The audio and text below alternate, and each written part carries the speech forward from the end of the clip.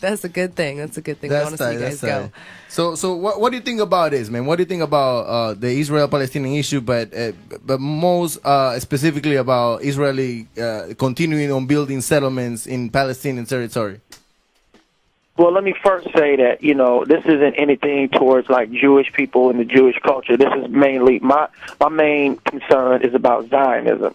Mm-hmm. Zionism is the very concept of Zionism and the Israeli occupation of Palestine is wrong.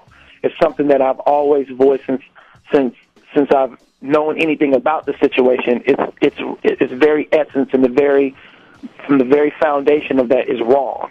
Israel is a legitimate country. I don't even say the word Israel. As far as I'm concerned, like the people, like my beliefs and the people that I associate with, we don't consider Israel a legitimate state, and the rest of the nation does not accept the tactics that the rest of the world does not accept the tactics that Israel is doing. If you even look, earlier in the year, Time, I believe it was Time magazine, who had a cover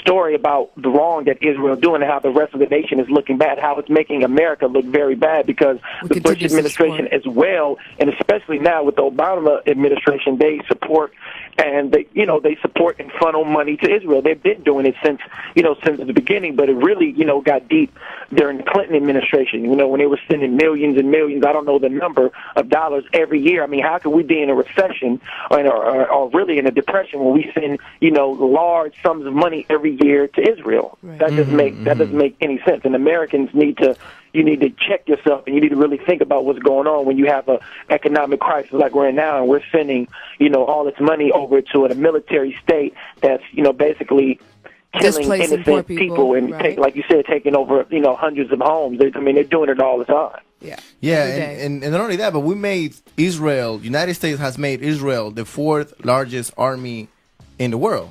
Right. Who has our back, which is important to us. Exactly. So we know that we can call on them. That's the problem. The Palestinians have no army. These are just local freedom fighters. These are people fighting against oppression. They get help from other nations, such as my father's country, Iran, and that's why Iran is under the microscope right now by America because of their alliance with the anti-Zionist movement. Right. So they are in fear. So which ties Americans directly into it because a lot of Americans, like you said when you were speaking earlier, they don't see the significance of something that's way over there, but it affects everyone because now America, which is already occupying Iraq and occupying Afghanistan, now they want to go after Iran because they're like one of the last countries to step up and fight against this oppression, which is, Israel and backed by the United States.